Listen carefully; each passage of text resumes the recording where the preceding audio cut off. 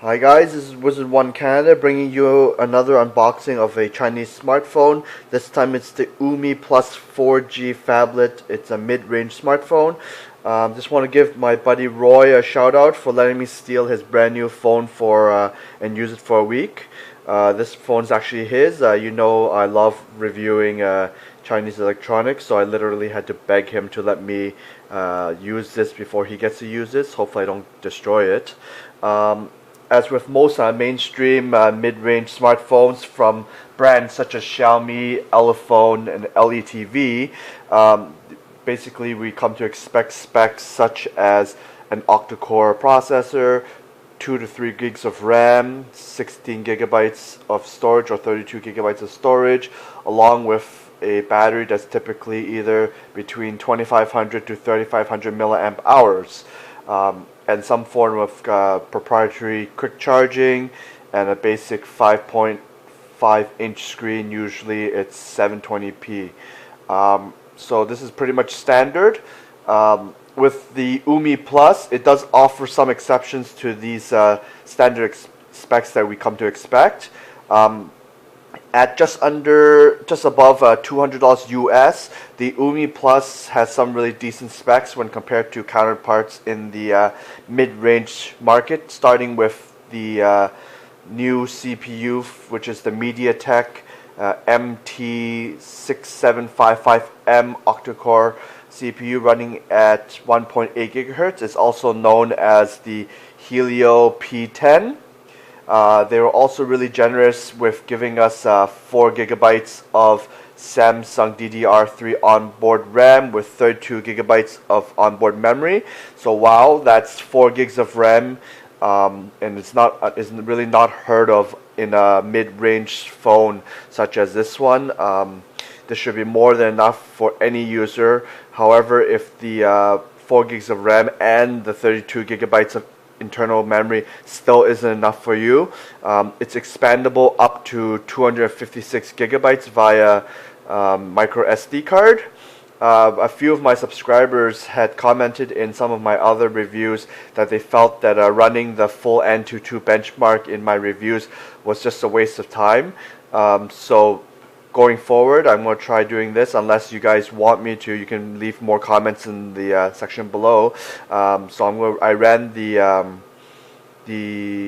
Antutu benchmark earlier in the phone, so I'll look at that once I actually do the unboxing. So this is the phone itself. So let's let you see the specs here. Okay, so let's quickly open and see what we have. So we have the phone itself, which I already had loaded some stuff onto basically the Antutu score. So I'll just let you see the Antutu score. The Antutu score came out as 49,620, which is on par with most mid-range phones out there. I'll refer back to the Antutu benchmark after loading all my regular apps onto the phone after my full review. So let's put this aside first for the phone. Actually, let me just turn it off and we'll turn it on to show you how fast it reboots, or how fast it boots up. So let's turn that off first. Okay, so let's see what it comes with. So we have the manual, which comes in standard languages: Chinese, Italian, probably Russian, and English. We have a USB Type-C connector cable, USB cable. We have a UMI branded quick charging. I'm assuming this is yep. So hopefully this focuses, or not. There we go. So it is a quick charger. Output is 5, 7, and 9 volts at 1.6 amps, and 12 volts at 1.25 amps.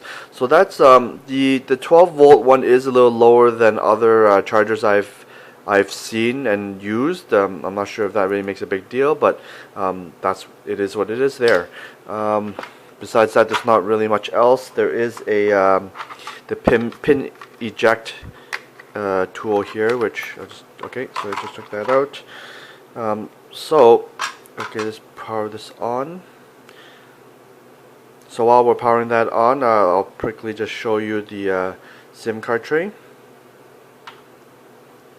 So the SIM card tray itself basically is pretty standard nowadays with these Chinese smartphones. So basically we have micro SIM for slot number 1, and we have a hybrid. You can either use a trans flash card sideways or another SIM card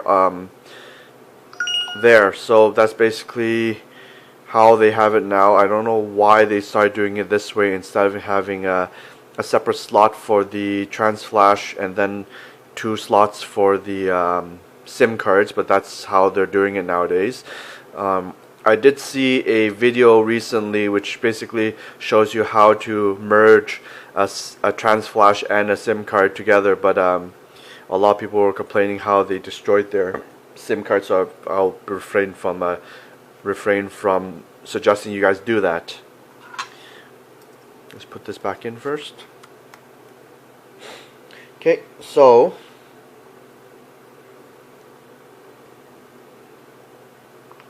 that's the phone itself. So in addition to the internal storage and whatnot, the UMI Plus also has a Sharp brand Full HD 1080p 5.5 inch display. I'm not exactly sure what kind of glass is protecting the display. There's no mention about it in the marketing material on the website and whatnot, so I'm just going to assume that it's Gorilla Glass or some sort of chemically treated hardened glass, but I'll do some more research about it and report back with in my full review with my findings on that. Powering the UMI Plus is a 4000 mAh Sony cell battery that will no doubt allow you to power through your typical day without having to worry about charging or topping up the battery. UMI claims that the battery will last 2 days on regular usage, 15 hours of straight gaming, or 17 hours of video playback. The battery itself is supported by MediaTek's Pump Express Plus technology, which they claim will give you a full days of usage on only a half an hour of charging, while a full charge will take about 100 minutes. These claims are quite impressive, as most other mid-range phones take upwards of 2 hours to fully charge their devices, and keep in mind those aren't even 4000 mAh batteries. I'm not sure about the claims that they're saying, as the Bluetooth Maya Max that I'm using now also has a 4000 mAh battery, and that basically lasts only about 24 hours of straight usage before it needs charging. But then again, I'll be checking back again in a week and report back on the battery life in my full review. In terms of the camera, the UMI Plus uses a back-facing 13 megapixel Samsung PDAF, which stands for Phase Detection Autofocus Image Sensor, which is supposed to basically allow you to take pictures without any shutter lag. You'll see here there's a dual tone flash. On the front we have a 5 megapixel front-facing camera.